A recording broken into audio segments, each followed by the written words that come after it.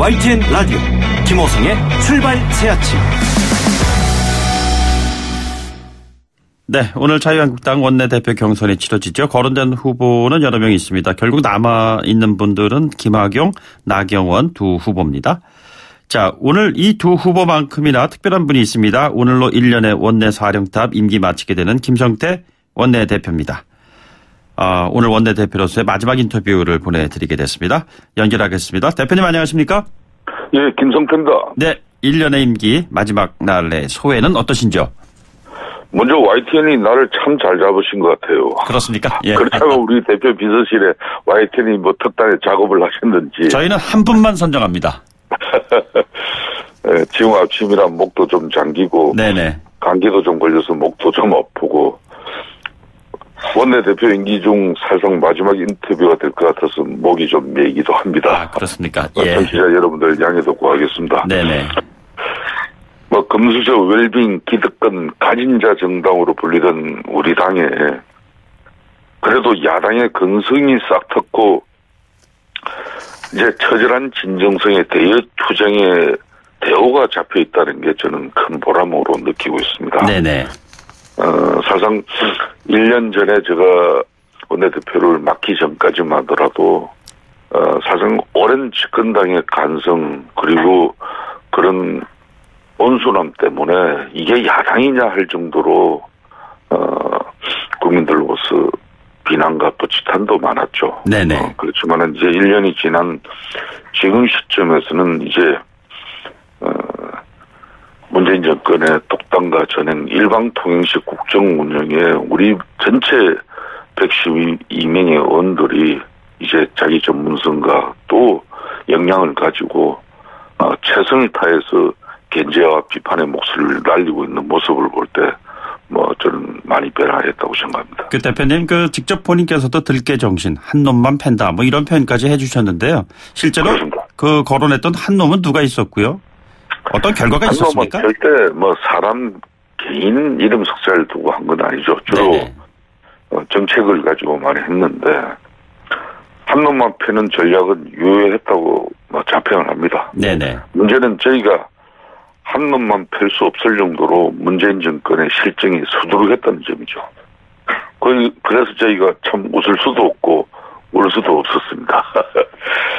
UAE 원전 의혹, 문재인 대통령의 간제개헌 저지, 김기식 금융감독원장 사퇴 건까지 처음에는 완강하게 버티던 문재인 정권도 우리가 집요하게 물고 늘리자 결국은 꼬리를 내리지 않았습니까? 예. 경제 부분에서는 소득 주도 성장을 집중적으로 공략해서 국민들의 지지를 얻어냈고 국정감사 때는 서울교통공사의 고용비리 국정조사를 통해 공공기관 채용비를 낱낱이 밝혀냈습니다. 또 작년부터 54조 원을 들이고도 일자리는 3,000명밖에 만들지 못한 이 정부의 가짜 일자리의 가면도 벗겨내는 성과도 있었죠. 예. 한 놈만 패며 가열차게 대여의 투쟁을 해올 때마다 때로는 비판의 목소리도 많았습니다만은 국민과 당원 여러분들께서도 성원해 주시고 저의 진정성에 대해서 많은 관심을 기울여주신 덕분이라고 보고 있습니다. 그 과정에서 단식 투쟁 경험도 있으시잖아요. 그런데 최근에 지금 그렇습니다. 야당의 두 대표들께서 국회 단식 농성 중입니다. 두 대표의 결단에 어떠한 말씀 하실 생각이시죠? 먼저 제가 원내대표 임기 마치면서 이 야3당의 선거구제 개편에 따라 손학규 대표와 이정미 대표가 지금 단식을 지금 오늘 아마 6일째입니다. 네네. 참 상당히 가슴 아프고 안타깝게 생각합니다. 저도 매일 지난 주말에도 찾아뵙고 단식을 끝낼 수 있는 여건을 만들지 못한 부분에 안타까움과 함께 그래도 어차피 몸을 해치면서 하는 게 단식인데 그래도 빨리 끝낼 수 있는 그런 좀 마음으로 이렇게 좀 위안을 드렸습니다만은 아직 그 여건을 마련하지 못해서 죄송해요. 예. 저도 9일간의 단식을 통해서 더루킹 특검을 쟁취했지만은 그때 당시 여전히 국민 여러분들께 진실을 밝혀내지 못한 부분이 너무나 큰 아쉬움으로 남아 있습니다. 네네. 역대 특검 사상 드루킹 특검처럼 스스로 수사기간 연장을 중단한 적도 없었고 또 특검 기간 중에 이 특검을 무력화시키기 위해서 청와대와 집권당 민주당이 조직적으로 나서서 특검을 특검하겠다 그러면서 급박했지 않습니까? 네네. 그러다 보니까 그 특검이 온당하게 또 강단 있게 결기 있게 국민의 기대만큼 부응하지 못한 부분은 안타깝고 그렇지만은 혈번 특검이 지금 외로이 홀로 그래도 법정에서 이 드루킹 특검의 그 진실을 위해서 고군분투하고 계신 걸로 알고 있습니다. 예. 재판부에서 진정한 진실의 국민적 그런 바람을 판결로서 이렇게 말씀해 주시길 저는 기대하고 있죠. 예, 단식까지 들어가 있는 그 야당들의 주장의 핵심은 선거제 개편론입니다. 자, 이 부분을 새로운 그 한국당의 원내대표가 들어오면은 탄력을 받을 수가 있다고 보시는지요? 저는 아무리 각 정당의 입장이 있고 또 이 결과에 따라서 엄청난 정치적 이해관계가 발생할 수밖에 없는 그런 사안입니다. 예. 이 선거제 개편은 어느 정당에서도 쉽게 합의안을 이렇게 만들어 오려면 만들어 오지 못하는 게 선거제 개편이거든요. 네네. 정말 어려운 내용입니다. 지금 현재 손학규 대표께서 특히 너무 완강한 입장이기 때문에 쉽게 뜻을 굽히지는 않을 걸로 보고 있습니다. 네네. 그러나 이 선거제 개편은 상대가 있는 게임이고 예. 또 우리 당과 민주당을 설득시키려면은 바른미래당이나 또 정의당, 민평당 입장에서도 많은 난관들이 있습니다. 네네. 그 아울러 선거제 개편은 국회의원은 아까도 이야기했지만 개개인의 이해관계가 첨예하게 얽혀 있어요. 예. 절대 이걸 하루아침에 합의를 도출할 수 없으니까 제가 드리는 제안은 정개특위 위원장이 심상정 위원장인 만큼 네네. 연말로 이렇게 한정되어 있는 정개특위 활동 기간을 연장해서 네네. 이 야3당이 주장하는 이 연동형 비례제 주장이 있지 않습니까? 네네. 그리고 한국형 실정에 맞는 그런 이 비례대표제가 진정한 우리 국민들에게 어떤 선거구제로 가는 게 좋을 건지 또 지금 선거구제도 지역 선거구제도 소선거구제가 좋을 건지 중대 선거구제가 좋을 건지 네네. 또 도농복합 선거구가 좋을 건지 이런 모든 문제를 정개특위에서 정말 좀 더 시간을 가지고 녹여내다 보면은 이번 단식 투쟁을 통한 군소 야당들의 그 입장은 상당한 부분 이제 국민들이나 우리 정치권에 다 이제 주장이 되어졌지 않습니까? 그래서 후임 원내대표께서는 이 문제를 잘 지혜롭게 풀어낼 수 있다고 저는 확신합니다. 12월 임시국회에서 정개특위 연장해야 된다고 생각하고 계시는 거죠? 이분들 단식을 풀고 어찌됐든 간에 대화의 틀을 만들어내야죠. 네네. 결국은 그 틀이라는 게 정개특위밖에 없습니다. 예. 한국당과 민주당이 내년도 예산안 처리에 손을 잡았는데요. 앞으로 이런 상황 계속 있게 될까요? 우리 국민들 중에 좀 정치를 오래 지켜보신 분들이 네네. 참 세상이 이런 경우도 있다 이렇게 더불어 한국당 이런 자주도 있고 합니다만 적폐연대란 말까지 나왔습니다. 별소리가 다 있죠. 그렇지만 저희 입장에서도 예산안 처리와 선거구제 개편을 맞물려서 사실상 좀 정치적인 투쟁을 벌리기는 좀 한계가 있었다고 판단합니다. 네네. 예산안 처리는 올해 특히 심사 기간이 절대적으로 부족했어요. 네네. 또 어찌됐든 간에 헌법과 법률에 의해서 또 예산 처리의 법정 시한이 이렇게 정해져 있는데 그걸 마냥 또 무시하고 또 늘려가지고 이렇게 입법부가 스스로 법을 부정하는 그런 모습은 또 바람직하지 않다 해서 네네.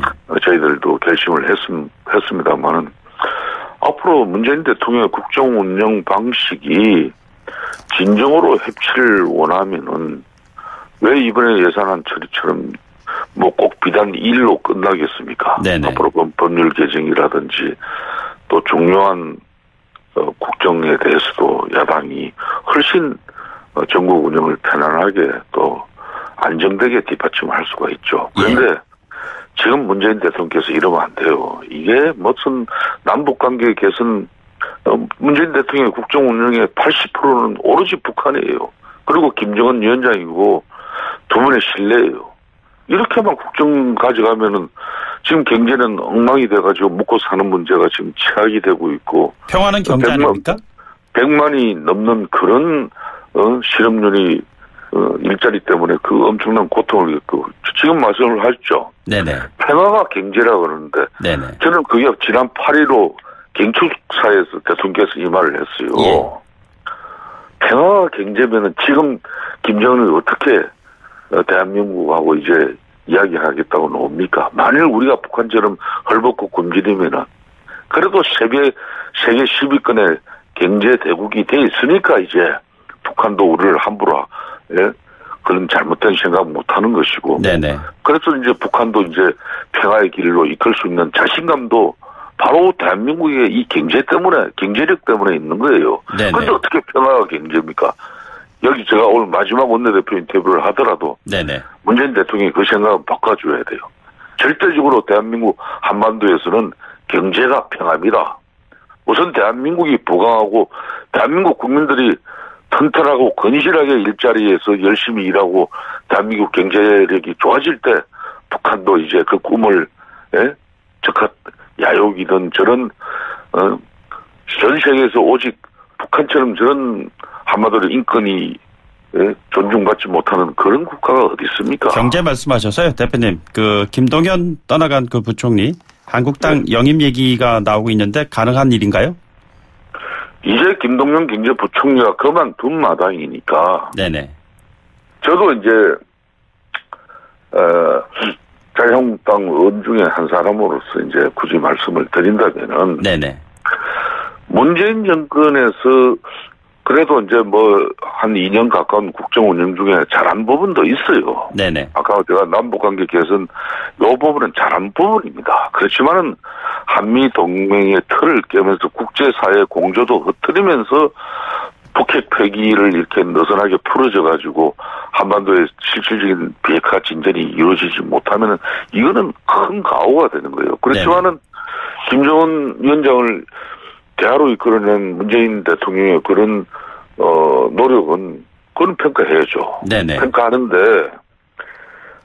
또 하나 또 좋은 문재인 대통령의 좋은 점 평가를 하면은 일기 내각 중에 바로 김동연 전 경제부총리 같은 사람을 앉혔다는 거예요. 네네.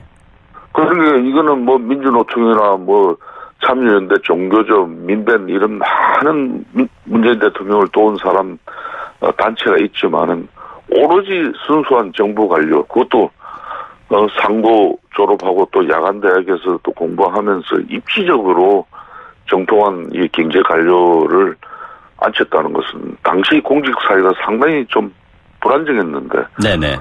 큰 안정을 찾을 수 있던 아주 좋은 인사였죠. 예. 근데 이 인사를 해놓고 제대로 활용을 못 했어요. 네네.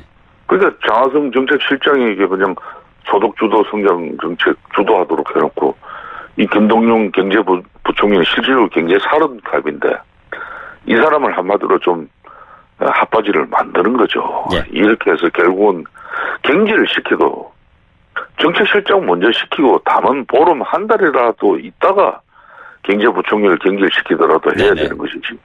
대통령이 내년도 예산 470조 국회 심사해달라고 이렇게 던져놓고 그 예산을 책임질 사람이 경제부총리인데 그걸 정책실장 경질하면서 같이 경질하는 이런 초유의 사태가 이번 예산안 처리에 있었다는 거예요. 예, 대표님 시간 관계상 좀 짧게 좀 말씀 좀 들어야 될 것 같습니다. 영입설에 대한 문은 열어놓고 계시는 걸로 이해가 되는 건가요? 이제 김동연 경제부총리는 이제 공직자로서 마지막 국가에 대한 봉급을 다 했습니다. 네네. 그런 만큼 그분이 어떤 일을 할 수 있던 그런 자유니까. 네네.